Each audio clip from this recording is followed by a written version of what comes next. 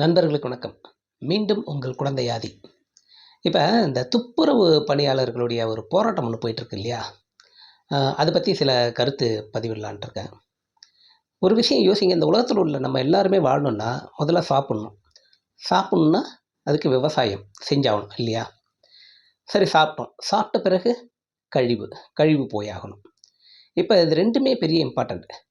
இப்ப இந்த உற்பத்தி பண்றான்ல விவசாயி, அவனுமே இங்க வந்து நாட்ல ரொம்ப கூலியாவும், வாழவே முடியாத சூழ்நிலையிலும் தான் வாழ்ந்துட்டு இருக்கிறாங்க.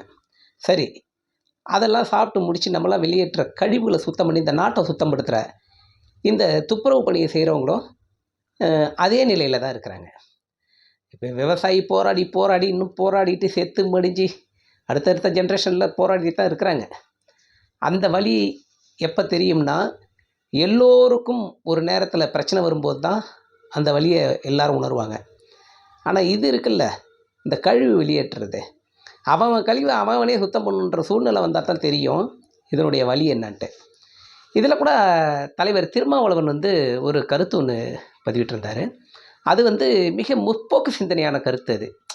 அ அந்த கருத்து எப்படின்னா, இப்ப இவங்க பெர்மனன்ட் ஆனாங்கனாக்கா, அடுத்தடுத்த ஜெனரேஷனும் இதே தொழில்ல இருப்பாங்க. காலங்காலமா இதே தொழில்ல இருந்துட்டு இருக்கிறவங்க, மறுபடியும் இதே தொழில்ல இருந்துருவாங்க. அப்படின்ற ஒரு பார்வை அது. அது வந்து மிகச்சிறப்பான ஒரு பார்வை. ஆனா, இப்ப என்னுடைய புரிதல் என்னன்னா, இப்ப இந்த வேலைய பெர்மனன்ட் ஆக்கணும்னு சொல்றாங்கல்ல, அவங்கலாம் இன்னும் இந்த வேலைய விட்டுட்டு அடுத்து மேனேஜரெல்லாம் எங்கேயாவது பேங்க்ல போய் உட்காருவாங்களா? இல்ல எங்கேயாவது ஸ்கூல்ல டீச்சரா போய் உட்காருவாங்களா? கிடையாது. இதுதான். அவங்கள பெர்மனன்ட்டா ஆக்கலன்னா கூட, அவங்க இதே வேலையில யார்கிட்டயாவது ஏதாவது கான்ட்ராக்டர்கிட்ட வேலை செய்வாங்க. இப்ப கான்ட்ராக்டர்லாம் என்ன பண்றாங்க? இவங்களுடைய சம்பளத்திலேருந்து 30%லேருந்து 40% வரை அவங்க எடுத்துக்கிறாங்க. எடுத்துக்கிட்டு தான் மீதி இவங்களுக்கு போய் சேருது. இவங்க கஷ்டப்பட்டு உழைச்சி இப்ப அந்த கான்ட்ராக்டர்லாம் இருக்கிறாங்கல்ல, இறங்கி ரோட்ல நின்னு குப்பை அள்ளியிருப்பானா? ட்ரைனேஜில இறங்கி பீயோட பீயா வாழ்ந்திருப்பானா? கிடையவே கிடையாது. சொகுசு வாழ்க்கையா வாழ்றவன், அந்த வேலைய செய்றவங்களுடைய பயன அ பாதிக்கு மேல அந்த கான்ட்ராக்டர்ஸ் அனுபவிக்கிறாங்க.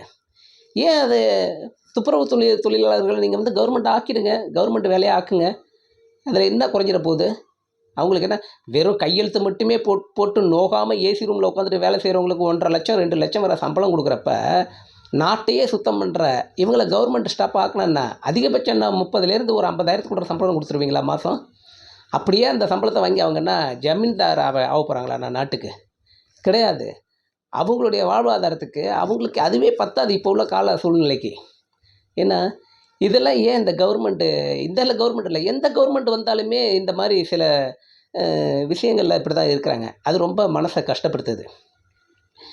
அப்படி இல்லையா? சரி, இவங்கள கான்ட்ராக்டர்ல தான் இவங்க வேலை செய்யணும். இவங்கள கவர்மெண்ட் ஆக்க முடியாது. அதாவது பெர்மனன்ட் வேலையா ஆக்க முடியாது. அப்படி சொல்றீங்களா? அப்ப சலுகைகள ஏத்தி குடுங்க. அவங்க வீட்டு புள்ளைங்க எந்த ஸ்கூல்ல படிக்கணும்னு நெனைச்சாலும், அந்த ஸ்கூலுக்கு முழு ஃபீஸு கவர்மெண்ட் கட்டட்டும். பிளேன் டிக்கெட் அவங்களுக்கு ஃப்ரீயா இருக்கட்டும். ஏசில ட்ரெயின்ல ஃபர்ஸ்ட் கிளாஸ் டிக்கெட் அவங்களுக்கு ஃப்ரீயா இருக்கட்டும். நெறைய சலுகைகள் குடுங்க. மாசத்துல ஒரு ஒரு வாட்டி குடும்பமே சினிமா தியேட்டர்ல எந்த தியேட்டருக்கு போனாலும் ஃப்ரீயா போயிட்டு ஃபர்ஸ்ட் கிளாஸ்ல உட்காந்து படம் பார்க்கறதுக்கான அந்த அவைலபிள் ஏற்படுத்தி குடுங்க.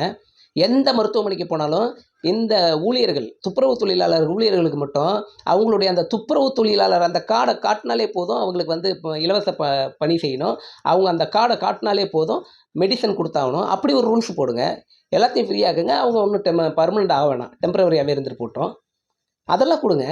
அ அவங்க காலம் ஃபுல்லா குப்பையோட குப்பையாவே வாழணும். எந்தவித சொகுசு வாழ்க்கைன்ற 1% கூட அவங்க வாழ்ந்து பார்க்க முடியாம அப்படியே போயிடணும். செத்துடணும் இல்லையா? அப்படிதான் செத்துக்கிட்டு இருக்கிறாங்க, காலம் முழுக்க. இந்த விஷயத்தெல்லாம் செய்யுங்க. ஏன்னா, அவங்க முன்னேறுவாங்க.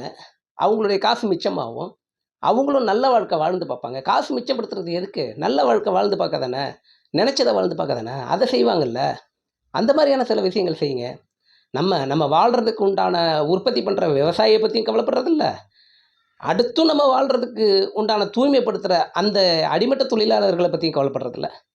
இப்படியே இருந்துட்டா ஒரு நாள் உலகம் அழியறது வேணும். இதுல இந்த அரசு கவனம் செலுத்தி, ஒண்ணு அவங்கள பெர்மனன்ட் ஆக்குனா நல்லது. இல்லன்னாக்க இவ்வளோ சலுகைகள். பிளேனு, கப்பலு, ரயிலு, படிக்கிற படிப்பு, மெடிசன், மாதத்துக்கு ஒரு வாட்டி குடும்பமே போய் படம் பார்க்கறதுக்கான ஃபர்ஸ்ட் கிளாஸ்ல படம் பார்க்கறதுக்கான இது எல்லாமே ஃப்ரீயா கவர்மெண்ட் குடுத்தா பெட்டரா இருக்கும். இதுல தப்பா போயிடும் அப்படின்னு சில வாதங்கள் வரும். அதுக்கு ஆராய்ச்சி பண்ணுங்க. என்ன செஞ்சா எல்லாரும் அப்படியே பிளேன்ல டிக்கெட்னா எல்லாம் ஊர் ஊரா கிளம்பிட மாட்டாங்க. தேவை இருந்தால் மட்டும்தான் போவாங்க. ட்ரெயினும் அந்த மாதிரி தான், தேவை இருந்தால் தான் போவாங்க. அந்த மாதிரி பண்ணுங்க. அதாவது ஒரு கட்டுப்பாட்டோட இதெல்லாம் இந்த ரூல்ஸ் எல்லாம் வச்சு நீங்கள் வந்து அவங்களுக்கு இந்த திங்லாம் ஃப்ரீயாக கொடுங்க. மற்ற அவங்களுடைய லைஃப் முன்னேறும். எந்த விஷயத்தெல்லாம் செஞ்சிட்டிங்கன்னா ஒரு சாரார் மட்டுமே, ஒரு பிரிவினர் மட்டுமே இந்த வேலையை செஞ்சுட்டு இருக்கிறது மாறி அடுத்து பல பிரிவினர்கள் இந்த வேலைக்கு வர்றதுக்கு விருப்பப்படுவாங்க, வந்து செய்வாங்க. இது என்னுடைய தாழ்மையான, பணிவான இந்த அரசுக்கு நான் வைக்கிற வேண்டுகோள். நன்றி.